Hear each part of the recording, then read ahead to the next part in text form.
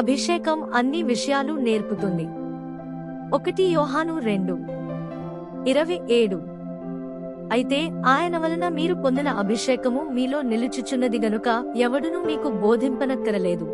ఆయన ఇచ్చిన అభిషేకము సత్యమే గాని అబద్ధము కాదు. అది అన్నిటిని గూర్చి మీకు బోధించుచున్న ప్రకారముగాను ఆయన మీకు బోధించిన ప్రకారముగాను ఆయనలో మీరు నిలుచుచున్నారు. 1. దేవుని నుండి వచ్చు నిజమైన అభిషేకము మనలను మార్చివేస్తుంది మరియు యేసుక్రీస్తువలే రూపాంతరపరుస్తుంది. 2. అభిషేకము మనకు లోతైన అవగాహనతో మరియు దేవుని యొక్క రహస్యములతో లేఖనములను బోధిస్తుంది. 3. అభిషేకము మనలను యేసుక్రీస్తు కొరకు ఉపయోగపడులాగున ఆయన కోరుకున్న పాత్రగా తయారు చేస్తుంది. 4. అభిషేకము మనలను యేసుక్రీస్తువలే నడచునట్లుగా చేస్తుంది. 5. అభిషేకము మనలను ఎన్నుకోబడిన పరిశుద్ధమైన మరియు నిర్మలమైన ప్రత్యేక జీవితమును జీవించులాగున చేయును మరియు క్రీస్తు వధువుగా మనలను తయారు చేయును. 6. అభిషేకము దేవుని యొక్క ఉద్దేశములను మనము అర్థము చేసుకునులాగున మరియు దేవుని చిత్తమును నెరవేర్చులాగున చేయును. 7. అపవాది మన ఎదుట ఉంచు ప్రతి కాడిని అభిషేకము విరుగగొట్టును. 8. అభిషేకము మనలను ఆత్మలో నడచునట్లుగా చేయును. 9. అభిషేకము యేసుక్రీస్తువలే మనము ఇతరులను ప్రేమించునట్లుగా చేయును. 10. అభిషేకము యేసుక్రీస్తు కొరకు మనము గొప్ప కార్యములను చేయుటకు మనలను సిద్ధపరచును. 11. అభిషేకము మనలోని ప్రతి లోకతత్వమును తీసివేసి ఆత్మీయముగా మనలను మలచును. 12. అభిషేకము మనపై మనము ఆధారపడుటను తక్కువగా చేసి క్రీస్తుపై ఆధారపడుటను ఎక్కువ చేయును. 13.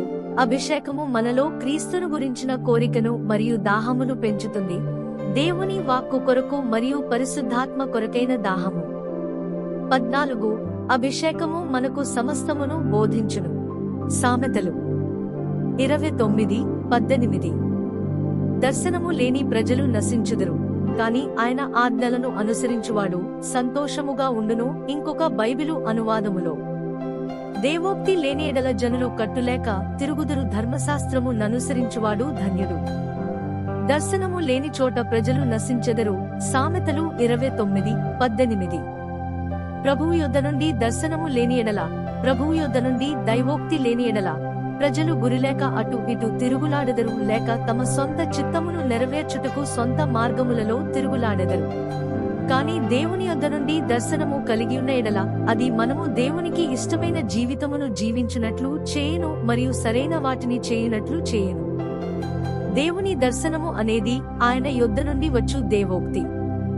ఈ చివరి దినములలో మనము బ్రతుకాలంటే దానికి ఒకే ఒక మార్గము ప్రభువు యొద్ద నుండి వచ్చునట్టి దేవోక్తియే.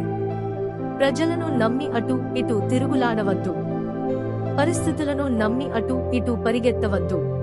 ప్రభువునందు నమ్మికయించి ఆయనకు మొరపెట్టుము, అప్పుడు ఆయన నిశ్చయముగా నీకు సరైన వాక్కును లేక నీ జీవితమునకు కావలసిన దైవ దర్శనమును లేక శ్రమలలో కావలసిన దైవోక్తిని అనుగ్రహించును. దేవుని యొద్ద నుండి దైవ దర్శనము మనలను దేవుని చిత్తమును మరియు ప్రణాళికలను కష్ట సమయములలో కూడా నెరవేర్చునట్లు చేయును. హల్లెలూయా. సాతాను మిమ్మల్ని మోసగించనివ్వవద్దు. సాతాను ఈ చివరి రోజులలో తన ప్రజలను, ఎన్నికైన వారిని కూడా మోసగిస్తున్నాడు. ఎంచుకున్నారు. మీ దృష్టిని ప్రభువు నుండి తీసివేయడానికి శత్రువులను అనుమతించవద్దు మరియు మీ దృష్టిని మనుష్యులపై ఉంచవద్దు. శత్రువు మిమ్మల్ని ప్రపంచంపై దృష్టి పెట్టేలా చేస్తాడు. చివరి రోజుల మోసం నుండి జాగ్రత్తగా ఉండండి. దర్శనం లేని చోట మనుషులు నశిస్తారు. మన జీవితానికి ప్రభువు నుండి మనకు దర్శనం ఉండాలి. మన కుటుంబం మరియు పిల్లల పట్ల మనకు ఒక దర్శనం ఉండాలి. మన చర్చికి ఆ దర్శనం ఉండాలి. మన పరిచర్య మరియు ప్రభువు సేవ కొరకు మనకు దర్శనం ఉండాలి. ప్రభువు నుండి వచ్చిన దర్శనం మన జీవితంలో దేవుని ఉద్దేశాన్ని మనకు అర్థమయ్యేలా చేస్తుంది. మనము దేవుని ఉద్దేశమును కనుగొని దానిలో నడచినప్పుడు ఇది మన జీవితానికి గొప్ప ఆశీర్వాదాలను తెస్తుంది. మనకు ప్రభువు నుండి దర్శనం లేనప్పుడు మనం నశించిపోతామన్న దేవుని ఉద్దేశాన్ని అర్థం చేసుకోలేము. దర్శనం. దేవుడు ఆధ్యాత్మిక దృష్టి గురించి మాట్లాడుతున్నాడు. దృష్టి అనేది యేసు నుండి వచ్చిన ఆధ్యాత్మిక దయ. దర్శనం మరియు వివేచన పరిశుద్ధాత్మ అభిషేకం నుండి వస్తుంది. వారు తెలివి లేదా జ్ఞానం లేదా బైబిల్ జ్ఞానం లేదా స్వంత ఆలోచన ద్వారా రాదు.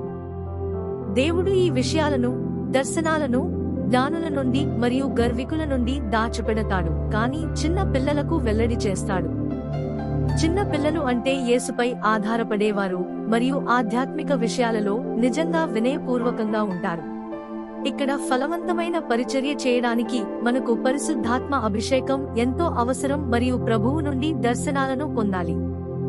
యోవేలు 2:28-29 వరకు. తరువాత నేను సర్వజనుల మీద నా ఆత్మను కుమ్మరింతును.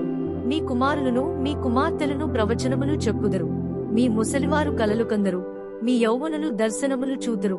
ఆ దినములలో నేను పనివారి మీదను పనికత్తెల మీదను నా ఆత్మను కుమ్మరింతును. కొందరు తాము నమ్ముతామని చెప్తారు, కానీ వారు దేవుని వాక్యాన్ని నమ్మరు.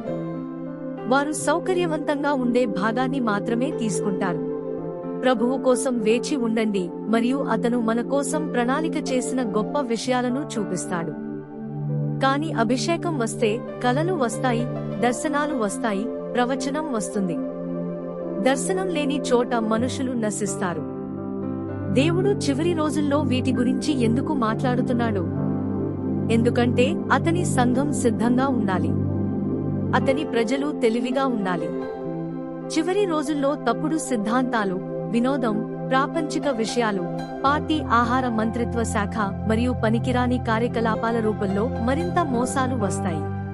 అందుకే దేవుడు అంటున్నాడు, నేను నా ఆత్మను కుమ్మరిస్తాను, తద్వారా దేవుని ప్రజలు కలలు, దర్శనాలు మరియు ప్రవచనాలను పొందుతారు మరియు జ్ఞానవంతంగా జీవిస్తారు మరియు జ్ఞానంతో ముందుకు సాగుతారు.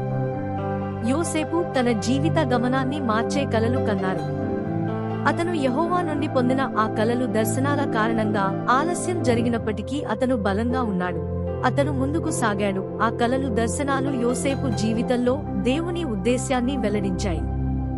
యోసేపు పాత నిబంధనలో క్రీస్తుకు సాదృశ్యం.